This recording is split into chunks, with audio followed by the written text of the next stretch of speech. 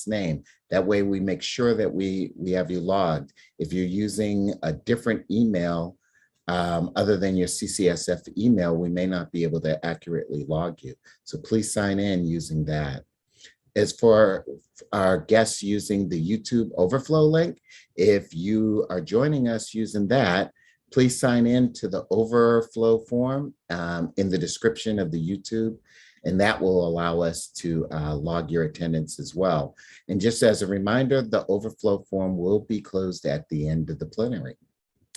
The first thing I want to do is thank the PDC committee.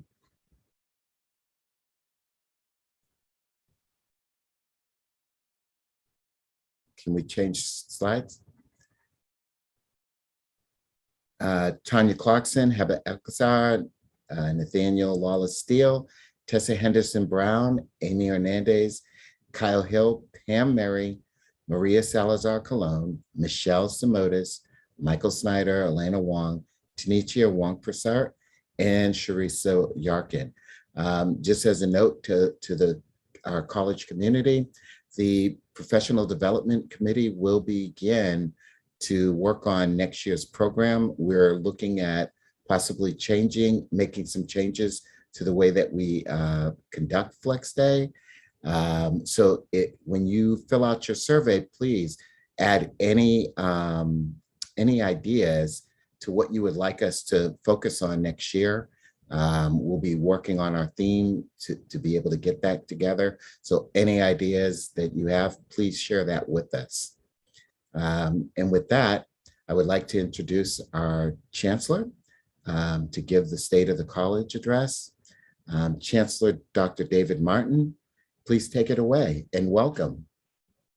Thank you very much, William, and good morning, City College. I am thrilled to be here and have the opportunity to spend the next few minutes with you on Flex Day. I am going to grab the screen and we will have a brief PowerPoint presentation that will guide our time together this morning. So let me go ahead and pull that up and make sure everybody can see it okay.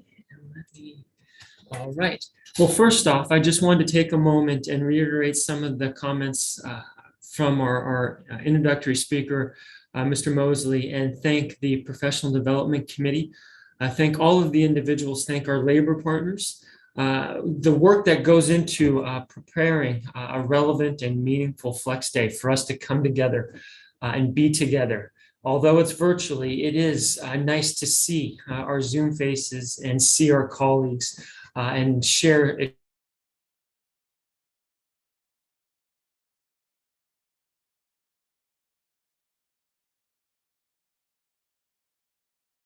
In the campus community for the work that goes into making these days special as we prepare for our students' return here in the near future. So I do have a couple of slides and we'll just jump right in. But I do want to spend some time talking about enrollment. We'll touch base on where we're at as of today, looking at some budget and funding items, and then jumping into reopening, and then academic affairs, student affairs, facilities, and technology. So we'll touch a little bit of everything at a high level and hopefully provide some context as we prepare for the spring semester. Chancellor Martin, if I could interrupt you real quick, you might want to change the display settings at the top, but it's showing a different view for everyone. Okay. If you want to. Thank you. Display settings. Duplicate slideshow. There you go. Okay, thank you, Mr. Yee, for the tech support and notifying me at the beginning of the presentation, because if it would have been at the end, we would have had to start from the top and redo the entire presentation. So thank you for catching it on the front end. And real quickly, let me move some of the Zoom functions. All right, so we're looking at a 20-year enrollment trend, and this is to provide some context as to where we're at today. This is about a 30-year window. And right now, we are in the most recent year of data that we have is the year-end 2021. In our peak here at City College, the blue line indicates head count. I believe that's unduplicated head count. And then the red line indicates credit FTS, and then the green line indicates non-credit FTS. So looking at over about a 30-year period starting in 1993, our height in headcount exceeded 120,000 in about the 2009 range. Right now in 2021, we are below 40,000 unduplicated headcount here at City College. And let me see if I can move the slide. All right. And this is a snapshot or looking in a bit more specifically at our FTS projections for the upcoming 21-22 year. So this is attendance data that we submit each year. Every community college district submits the P1, the P2, and the period 3 attendance reports. Right now, we're looking at our period 1 attendance reports, which is a snapshot in time that has actual data from the summer and the fall of the previous year, and then uses annualizers and estimates based on historical data to project where we'll be for the upcoming spring semester. So the numbers highlighted here on the screen in yellow are estimates and are subject to change. But I do hope this can illustrate the point that in looking at the summer sessions in comparison of the last 2 years, we did see an increase in credit enrollment.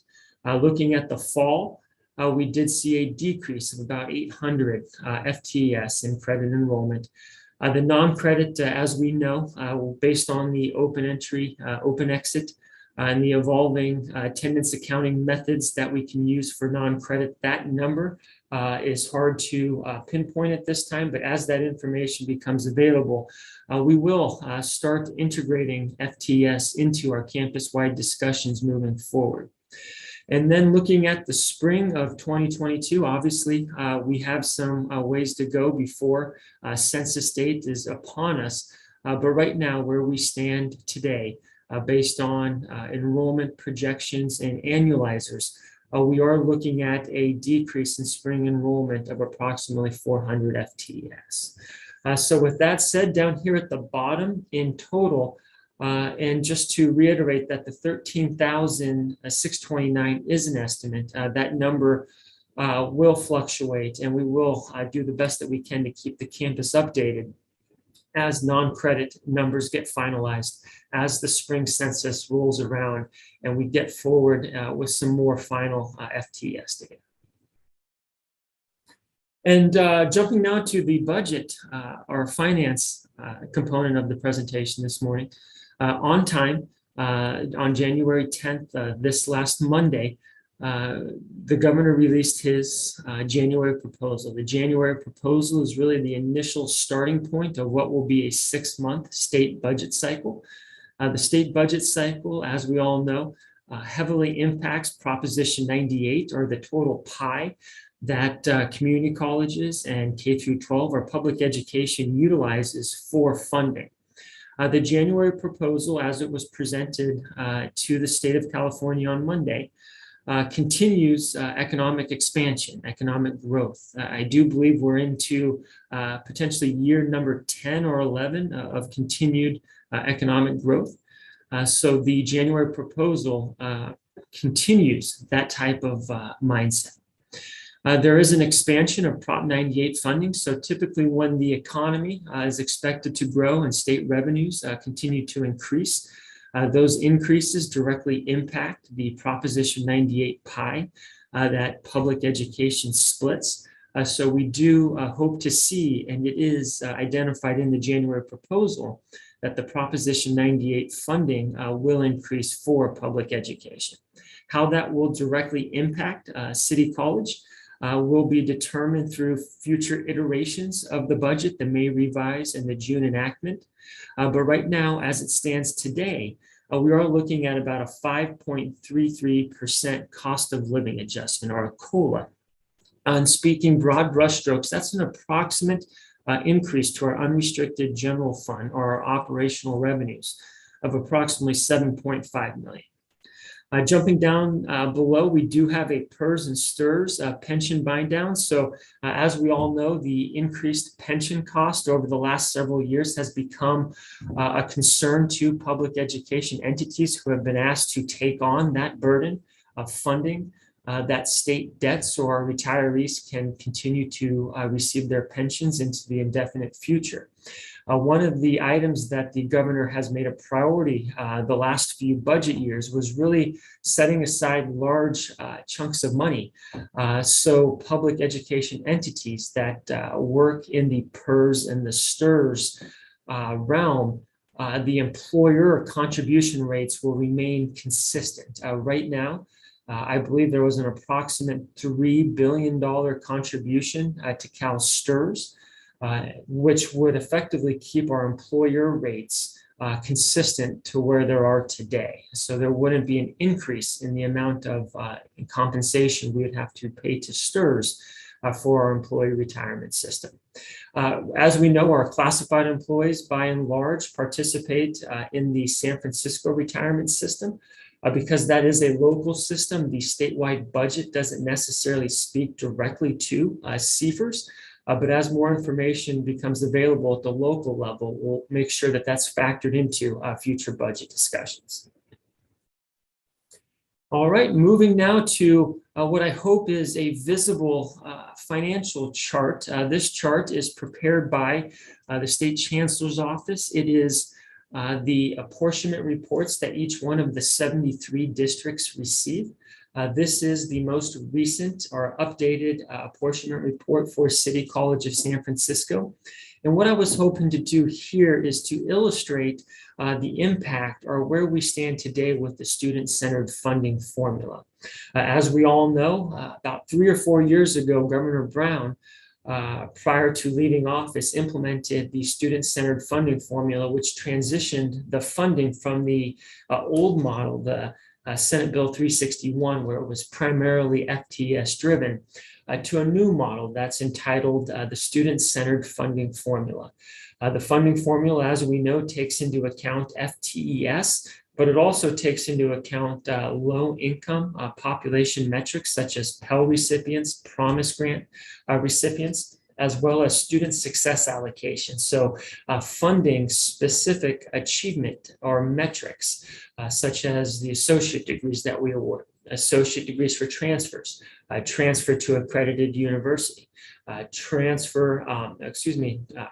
the completion of a certificate, and the completion of transfer level math and English in the first year of a student's academic journey.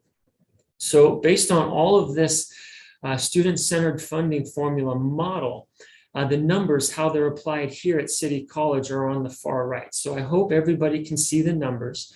But right now, as it stands with our most recent analysis from the Chancellor's Office, our basic allocation, so the amount that City College gets for our FTES and being an accredited institution, is a little over $100 million. Our supplemental allocation is about 13.5. That's our low-income metrics, our Pell recipients, as well as our Promise recipients. And then our student success allocation, these are our completion metrics. We get about 11.3 million. So if you were to add up those three, our total student-centered funding formula revenue is about 126 million. And then we also know that there is the hold harmless provision. Right now, that's written into legislation through 24-25. So as it stands today, we would no longer, our districts would no longer have the hold harmless provision as of 25-26. If everything remains the same, what that would mean is that City College would be potentially losing the hold harmless protection adjustment, as well as the potential of losing the stability protection adjustment. So the discussion or the concept as to how is hold harmless impacting City College today, the answer numerically is the difference between our total computational revenue of 136 million and our student-centered funding formula of 126 million. So we're about a $10 million delta, which is broadly considered the hold harmless protection amount. One of the things that has been consistent with the student-centered funding formula to date is that it is constantly being reviewed, not only by the system, but by legislators and individuals in the Department of Finance.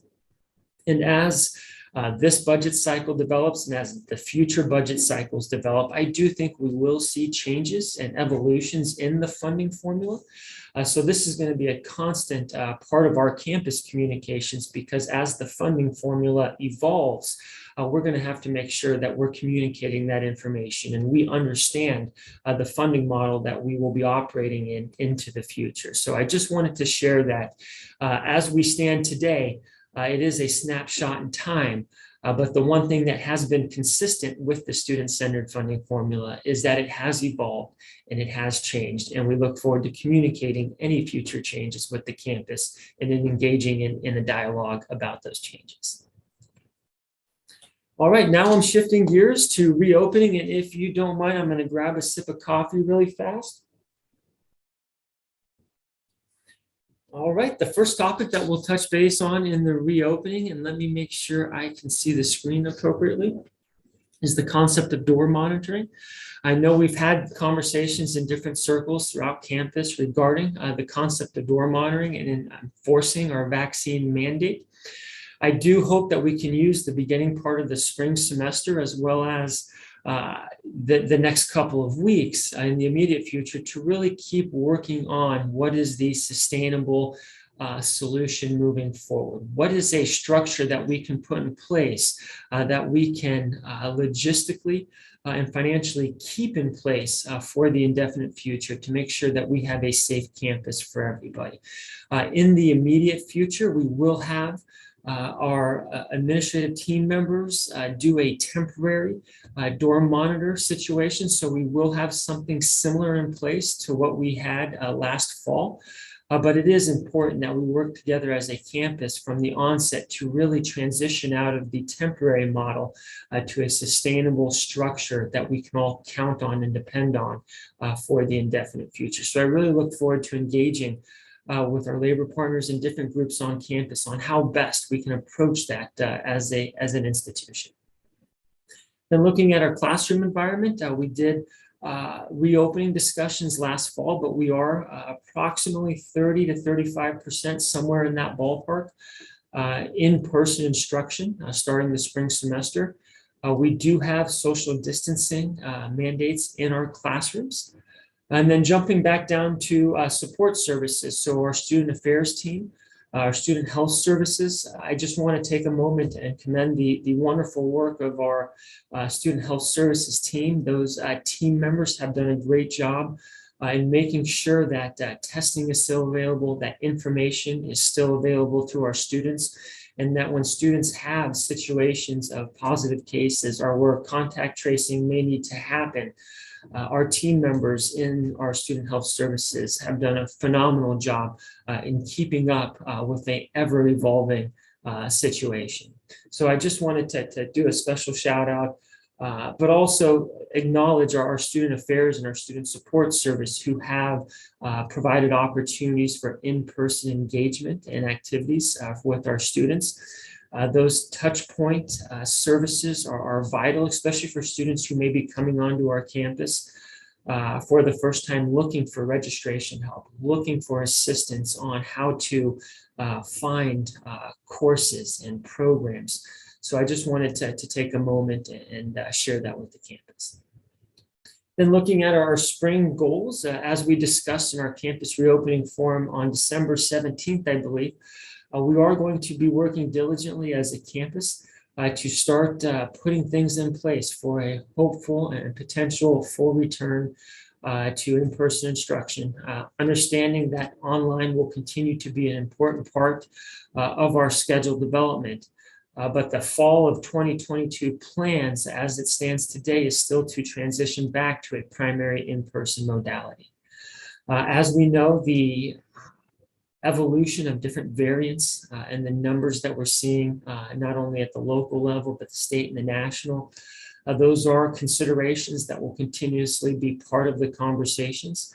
But we need to continue to prepare and move our campus forward in putting things in place So if we get to the summer and when we get to the fall, if it is appropriate per health guidance to go back to a primary face-to-face modality, we are prepared to do so.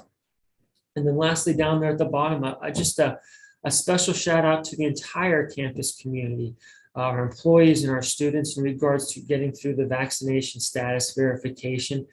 We've done a wonderful job as a campus in getting our employees through that process to make sure all of our records have gone through that verification process. The last numbers that I saw is we have approximately 12 to 13,000 students who have gone through the process. And once again, a big shout out to the hardworking team members on the other end of that verification process who are constantly filtering through that information, circling back with the individuals who may not have submitted the correct documentation or submitted it in a way where we couldn't verify it. Thank you so much for that work. And I know that work is going to continue into the future. And I just wanted to take a moment and recognize and appreciate that great work. All right, shifting back now to staffing and cabinet staffing plans.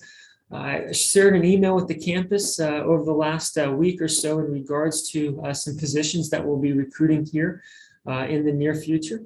The first position is a deputy chancellor position. We're going to do an interim search, and we're going to really look at a focus with academic affairs.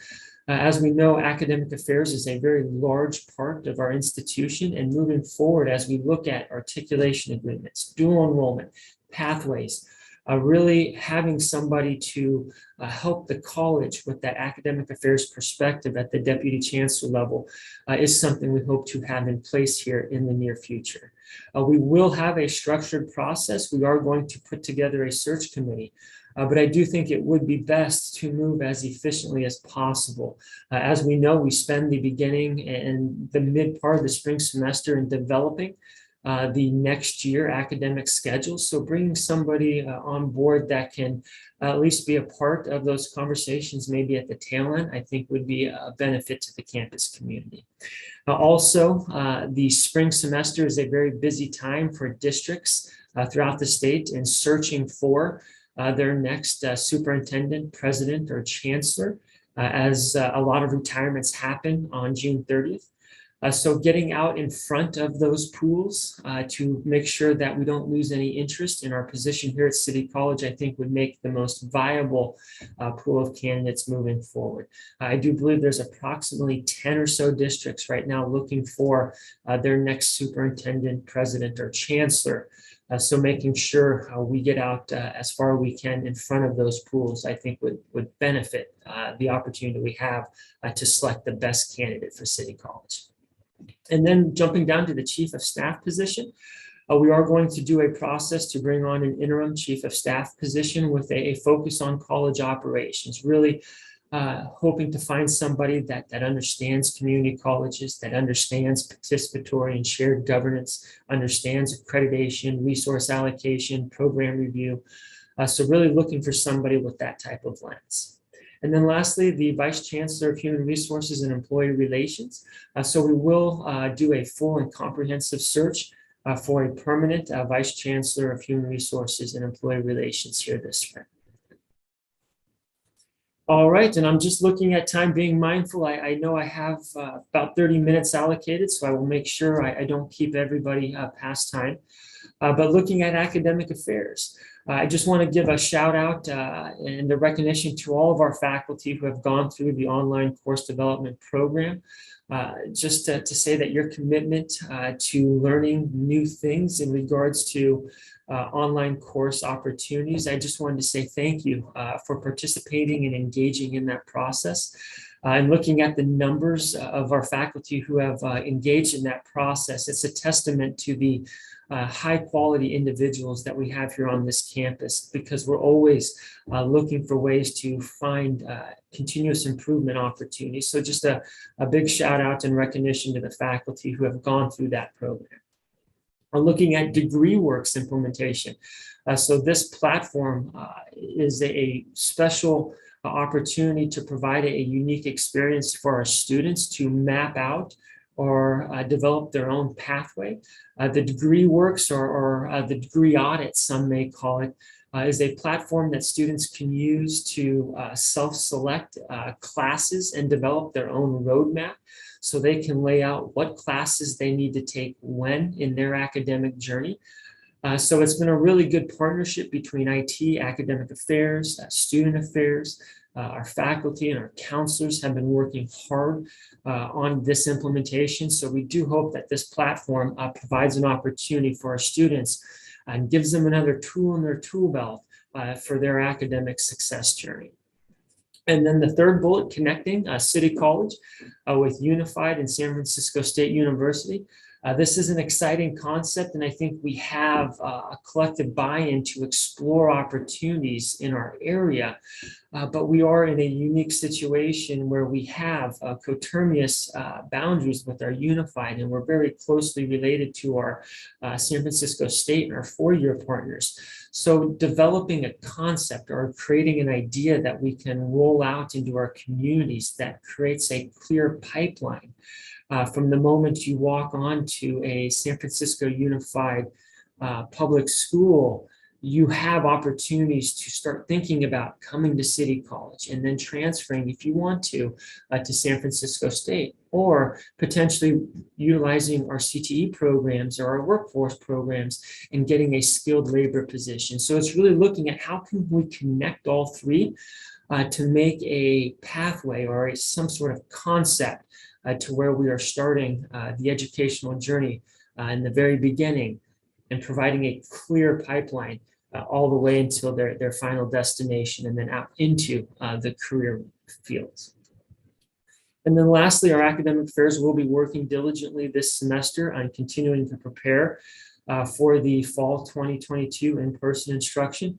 Department chairs do a wonderful job in working with the faculty along with our deans in identifying where online enrollment opportunities or online scheduling opportunities will continue to persist into the future, but also spending time thinking about what an in-person modality or transitioning back to in-person modalities would look like. And that's going to be a large part of our spring conversations in academic affairs. All right, shifting really quickly to workforce. We are continuing to expand partnerships with our local OEWD partners. Workforce is a priority for our local elected leaders. It's a priority for City College. It's finding ways to improve and enhance our CTE and our workforce programs. An example of an enhancement that we're proud to roll out in partnership with our city and local partners is the expansion of our City Build program. We have an amazingly successful and replicated City Build program. But we're adding additional component where individuals can come and learn construction management core skills and come through our program and then ultimately end in a position of strong employment. Looking at our strong workforce programs, really constantly challenging ourselves to not only be the educational foundation for those skills, but also finding ways where we can be conduits between the academic journey here at City College and employers. So the Strong Workforce Program has done a wonderful job in developing those core competencies and those skill-related programs. And now the next step is to really enhance our ability to connect our graduates to an employer so they can immediately get into a living wage profession. Then looking at career service connections, that connects as well. So making sure that not only are we providing the academic foundation, but we're also a place where community members and employers can come and connect, identify where the needs are, where the skill gaps may be, and then we can facilitate the conversation and let our faculty do the great work that they do in developing the curriculum and the programs so we can make sure we can be the conduit and meet the demand of the employers through our programs here at City College. And then lastly, just an emphasis on professional development. I know our faculty and our staff in our workforce and our CTE programs have made a strong commitment to engage in professional development opportunities, to challenge ourselves to be better. So I just wanted to give a shout out to those individuals who are constantly looking for ways to improve our offerings here at City College. All right, now transitioning to student affairs. Over the last semester, our student affairs teams have been working hard on a student affairs action plan. Look forward to rolling that out in different groups here in the coming weeks and throughout the spring semester, but there will be more information to come. But I just wanted to take a moment and acknowledge the great work across a variety of student affairs groups and disciplines on that plan to date, and more information will be forthcoming. Continuing to look at our technology loan program for students, hotspots, Chromebooks, different types of technology. Our student affairs teams are going to continuously push and get information out to our students to say, hey, if you need technology, we can help you. So making sure that that is part of our communication strategy this spring will be a priority for student affairs. Defending against external fraud. Our student affairs teams and our technology teams has done a wonderful job in mitigating some of the terrible stories that we're hearing over the last year or two in regards to the national challenges of protecting our data integrity and our financial aid distributions during a time where online fraud and online schemes have unfortunately increased. So our student affairs and our financial aid teams and our admissions and records teams have done a great job in mitigating the impact to City College and making sure that we continue to be mindful that the individuals that are enrolling into our classes, the individuals who are getting financial aid checks or scholarship checks, are in fact true City College students. Is going to be a big part of the student affairs goals this semester. Then looking at the registration system improvement, our registration system, as we all know, has its challenges. And as we continue to move forward and continue to look at ways to improve, I do hope that we can continue to work together, not only with our students, but with our IT and our faculty and our community members to find where the hurdles still exist. One of the immediate improvements that has been implemented is the concept or the clicking or the searching for CRN numbers. So we have implemented an improvement to the registration process where students and community members can now search for and select and register for CRNs in a more streamlined and more intuitive way. We have reduced the clicks that it takes to get a CRN, to find a CRN, and to register into a CRN. And then lastly, down there at the bottom, being mindful that we still are in a very challenging time and focusing that on basic needs in our food pantries, our assistance to provide homeless opportunities for our homeless or our housing insecure students, to connect them with resources, not only on our campus, but in our local communities as well. Really emphasizing and continuing to highlight that basic needs this spring is a continued priority for our students, and that will be a big part of our student affairs work here in the coming months. All right, jumping quickly into facilities. We do have some major facility projects underway as part of our facilities master plan.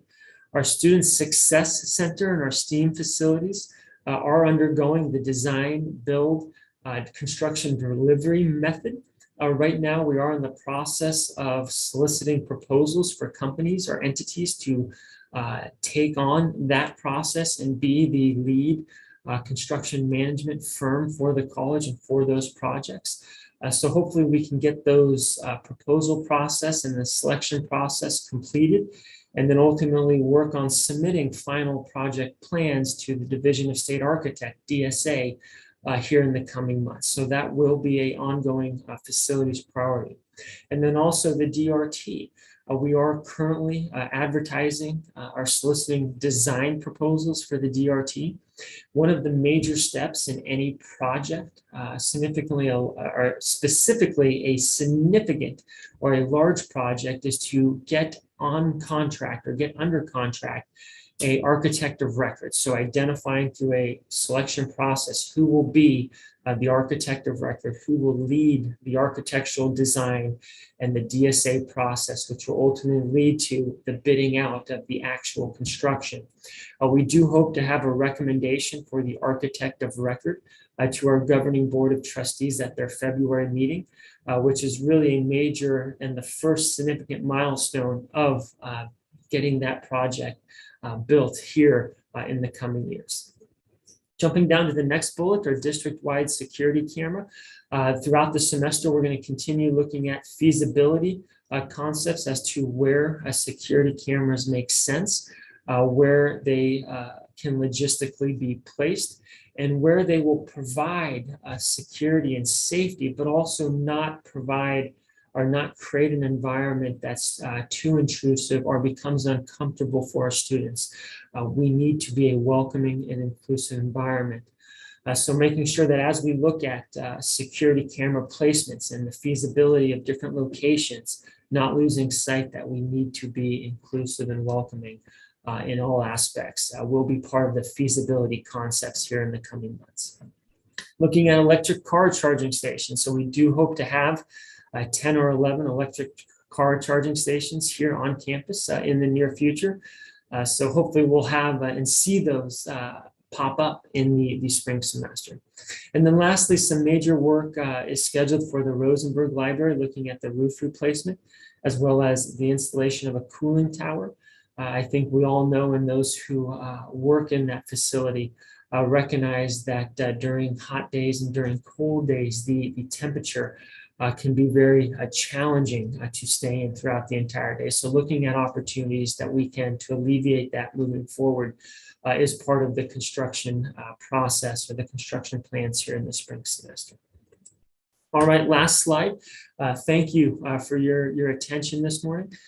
Technology, we are going to continuously work at Google space reduction. We have exceeded the amount of space we're permitted in our Google Cloud. So finding alternative platforms to store some of that electronic data will be a major project our IT team works on this semester. Continuing to distribute laptops and docking stations to our employees when appropriate.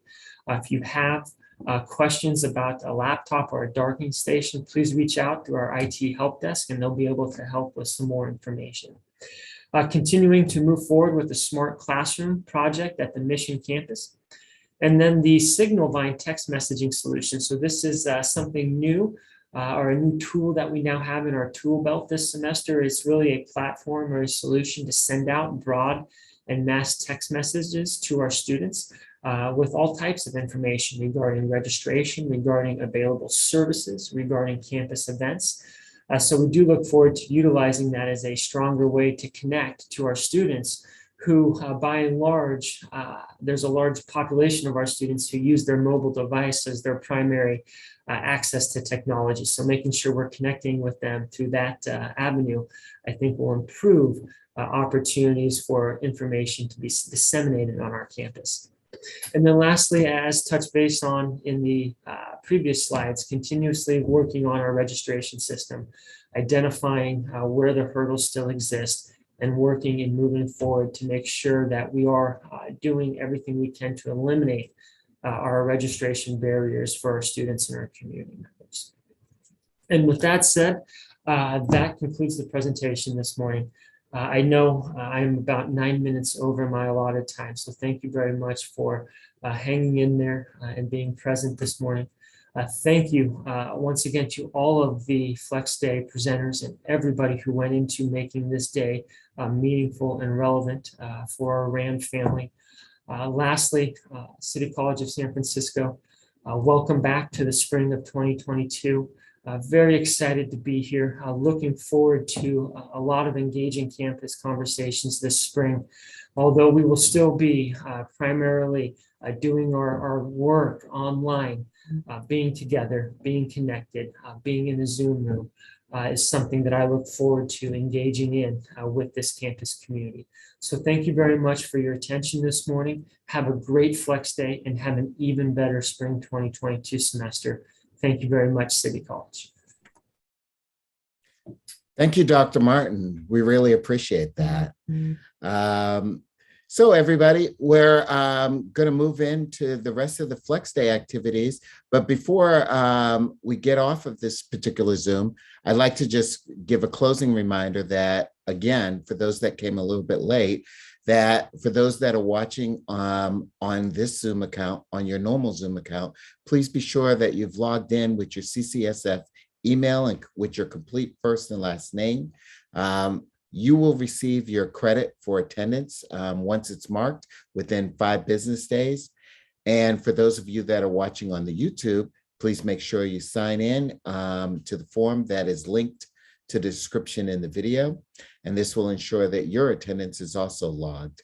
The sign-in form will be closed in about 1 minute, so please get that done. If you have any other questions or you need any other assistance, please reach out to us at prodev, PRODEV, at ccsf.edu, and we'll be happy to assist you. With that said, I'd like to say welcome back to the spring and have a great Flex Day, everybody. Thanks for coming.